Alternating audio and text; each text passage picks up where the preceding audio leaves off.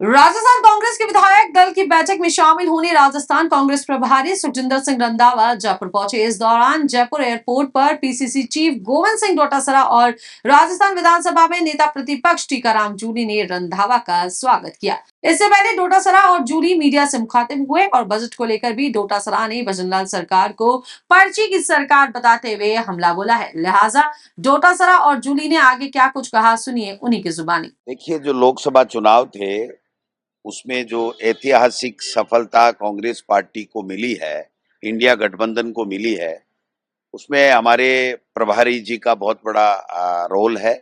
और प्रभारी जी आज पहली बार स्वयं भी एमपी बन गए हैं और हमारे राजस्थान में प्रभारी होने के नाते आज आ रहे हैं। तो हम सब लोग आज उनका स्वागत करेंगे, तमाम इंडिया गठबंधन के एमपीज का स्वागत करेंगे, इनका स्वागत करेंगे। और उससे पहले टीकाराम जूली साहब जी के नेतृत्व में विधायक दल की बैठक भी होगी। नवनिर्वाचित विधायकों का प्रशिक्षण कार्यक्रम भी इन्होंने जूली साहब ने रखा है। तो ऐसे करके आज 4 बजे से लेकर के रात तक फिर डिनर का कार्यक्रम भी है। तो ये कार्यक्रम रहा है और अभी रंधावा साहब दिल्ली से आ रहे हैं, तो हम सब लोग कांग्रेस के नेता और कार्यकर्ता उनके स्वागत और अगवानी के लिए आए। डोटासरा जी, कल मौजूदा प्रदेश सरकार का पूर्णकालिक बजट राजस्थान विधानसभा में आने वाला है, किस प्रकार की उम्मीदें आप रखते हैं? मैं तो ये कहता हूं कि अगर हमने जो बजट लास्ट में दिया था, उस बजट में से जो वित्तीय स्वीकृति, प्रशासनिक स्वीकृति निकलने के बाद में जो काम अटक गए थे, अगर वो कार्य भी पूर्ण कर देंगे तो हम मानेंगे कि इन्होंने कुछ किया है। लेकिन मुझे बहुत कम उम्मीद है कि सारी की सारी जो हमारे बजट की योजनाएं थी, जो हमारे बजट के जो विकास के कार्य थे, उन सबको समीक्षा के नाम से इन्होंने रोकने का काम किया है। और जो पहले ये बजट लेकर के आए थे, मांगे लेकर के आए थे, बजट की अंतरिम बजट लेकर के आए थे, उसकी एक भी बजट की घोषणा इन्होंने अभी तक पूरी नहीं की है। फॉर एग्जाम्पल, 950 करोड़ की सड़कों की उन्होंने बजट में घोषणा की थी, उसमें से 1 रुपए के काम का भी टेंडर आज की तारीख में नहीं हुआ है।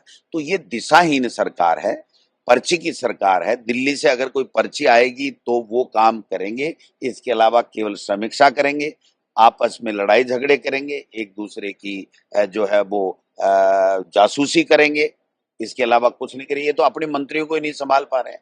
आज बताइए, किरोड़ी लाल मीणा जी को कितने दिन इस्तीफा दिए हुए हो गया, न यहाँ के मुख्यमंत्री कोई जवाब नहीं दे रहे हैं। इसका मायना ये हुआ कि मुख्यमंत्री सक्षम नहीं है।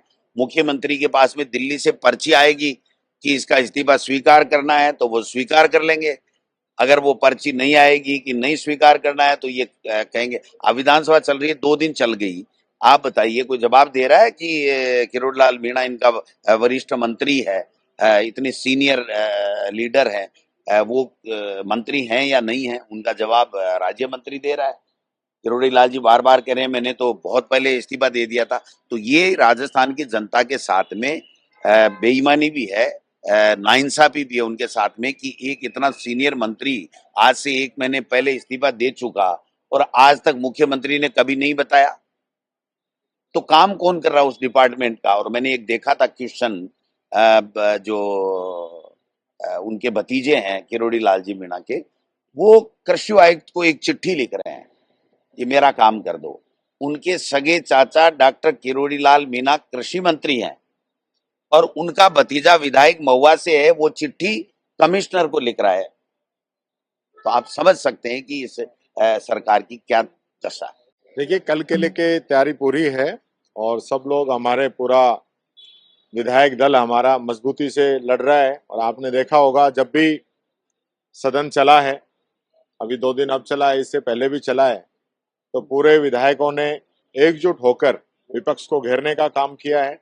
विपक्ष अपनी बात नहीं कह पा रहा है और सत्ता पक्ष अपनी बात नहीं कह रहा है। और सबसे महत्वपूर्ण बात यह है कि सत्ता पक्ष के मंत्री ऐसा व्यवहार कर रहे हैं जैसे कि विपक्ष के एमएलए हों, जवाब देते नहीं है, सदन के अंदर शोर मचाते हैं।